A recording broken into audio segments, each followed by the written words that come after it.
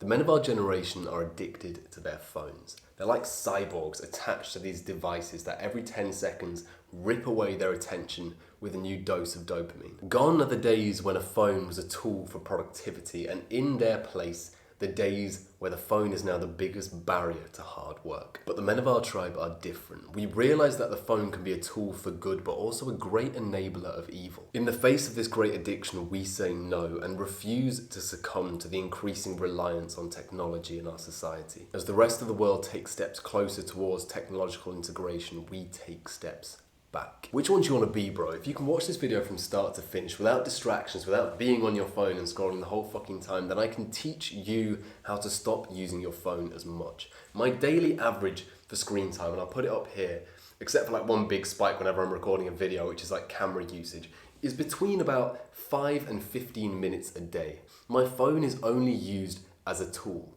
And if you can watch this video, I can teach you the 10 tips that means I use my phone so little. So the first step, and it's an easy one, but it's kind of the foundation for all the others, is enable screen time on your phone. If you already have it enabled, great, because you'll be able to see like your past history. But if you don't have it yet, enable it now, because it will tell you a lot about how you use your device. So number 2, and this is the important one, and surely you saw it coming if you've clicked this video, and you have to do it, because if you don't do it, you're just gonna keep watching this video again, and it's gonna be another fucking self-improvement video you watch and don't act upon, and so you're in the same damn place. But go onto your phone now and delete your fucking social media, brother. This is so easy. Delete the accounts even, not just the apps, but go onto it. TikTok, Instagram, Snapchat, they all have to go. Quit the excuses. There is no video that you're seeing on TikTok that is educational, that you gain anything from. There is nothing you gain by Snapchatting your friends instead of fucking texting them. There is no post you're gonna see on Instagram that's gonna change your day. Be serious about this. If you genuinely want to reduce your screen time, if you want to bring it down to 10 to 15 minutes like me, then cut out those apps. Delete the accounts if you got the fucking balls for that. Or just delete the entire app if not. Then number 3, and we're going to get a prop out for this one, is go analog. Start to carry around things in your life that reduce your reliance on your phone. So for example, this notebook. Instead of using the notes app on my phone now, I use the notebook.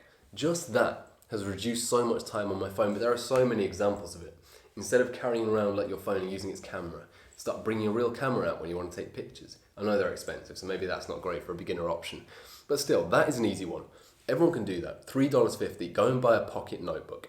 Instead of writing on your phone, start writing in that. And then the other thing with this whole going analog thing, using the notebook for example, is it makes you more intentional with the things you do. Like our phones do so much, and it means that when you do something on them, the effects are kind of reduced. It's not as important because there are so many other things it does. I don't know, it's hard to explain it, but when you pick up a notebook and you open the page and you get out your pen, there is real intention there. You're deciding that you're going to write for the next period of time and you're committed to it. The number 4 is use your laptop. And this is a bit of a difficult one to explain, but not enough people use their phones as like the portable tools that they are.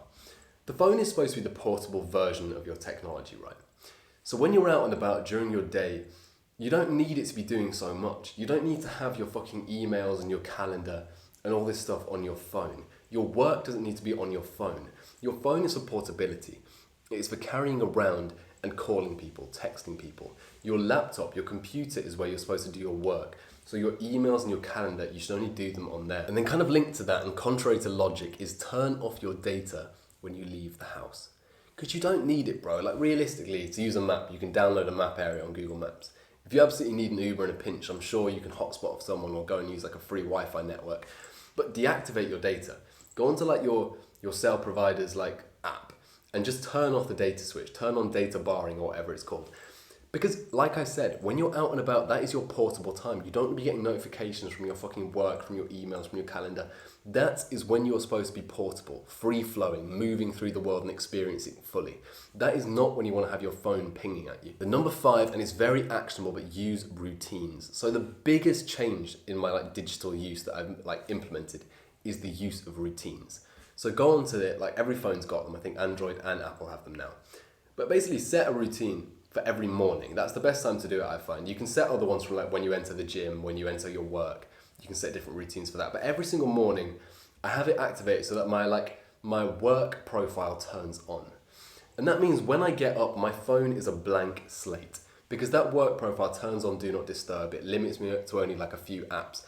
And it basically means that when the phone is on in the mornings, I don't have a screen full of notifications. Because very likely you'll wake up and there'll be like 10 notifications on the screen from over the night. Some Instagram bullshit, like a YouTuber just like dropped a new video, a new Snapchat. And the first thing you'll do is you'll go through and you'll click through all of those one by one. And then, fucking hell, man, that's an hour of your day gone instantly. The most productive hour of your day gone. So go and set a routine. Set it to start at 6 a.m. and finish at like, it's 5 p.m. And put it on that. Do not disturb, restrict apps, whatever you can do just to make sure that there are no notifications on your phone when you wake up. Then the next one, again, a very actionable step, super easy. Go down to your settings, type in at the top, Grayscale, and turn on Grayscale mode. Make your phone black and white. This is something I've done for the past like 5 years. And it is so life-changing because it stops you using your phone as much. When your phone is in black and white and you're scrolling through Instagram, it's not the same fucking thing, bro. Like, it doesn't look good. There's no apps on your screen that are like bright and colourful and trying to draw you in. When your phone is in black and white, all the little tools that they use to get your addicted mind to use them are completely gone. Because that's the thing. Companies like Facebook and Instagram pay billions of dollars designing their apps in a way that keeps you there. And one of the biggest ways they do that is through colour, is through how the app looks. So just by using that one tip, by turning off Grayscale, you rebalance that fight. Because you're not going to win against 1,000 fucking nerds who know exactly how to program your brain to keep you on an app. But if you can reduce that programming by turning it to black and white, then you can win that fight. Then you can stop using those apps and stop using your phone as much because there is no need to. You're not being like pulled in by all these different sources. And the number 7, and it's kind of linked, and I think you can do it on iPhones now as well, but it's clear your home screen. So you don't need stuff on your home screen.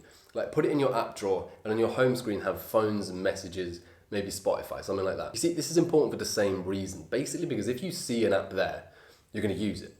If on your base home screen, you've got Snapchat, Instagram, TikTok, you're going to use them because you're going to see them there and you're going to click them. It's much easier than having to like do the whole swipe over all the way to the side, find the folder, tap the app. There's less of a mental barrier, and so you're more likely to slip. The number 9, I think the numbers might have got fucked up somewhere along there, but is set a wallpaper that inspires you. And this is kind of cringe, and everyone always sees my wallpaper and they're like, oh bro, that's so cringy. But like, I'll often like put words on my like wallpaper. Like a big one that I've seen is putting like your phone is a tool on your wallpaper, and that's just supposed to help like remind you. Basically just put a reminder on there that you see every time you turn your phone on of your purpose. So my current one on my phone is the 6 pillars of masculinity. We did a whole video on it, but it's train, love, purpose, learn, suffer, breathe. Don't know if they're in the right order, but that's on there. But anyway, put something that inspires you as your words on your lock screen and home screen, and then when you see it, you'll kind of have like a little mental trigger that says, oh, don't go procrastinate, do this instead. And then the final one, number 10, the Hail Mary, the fucking nuclear option, this bad boy. He's not on right now, but I've used him quite a lot in the past. Whenever I have periods of like intense work that I have to go through.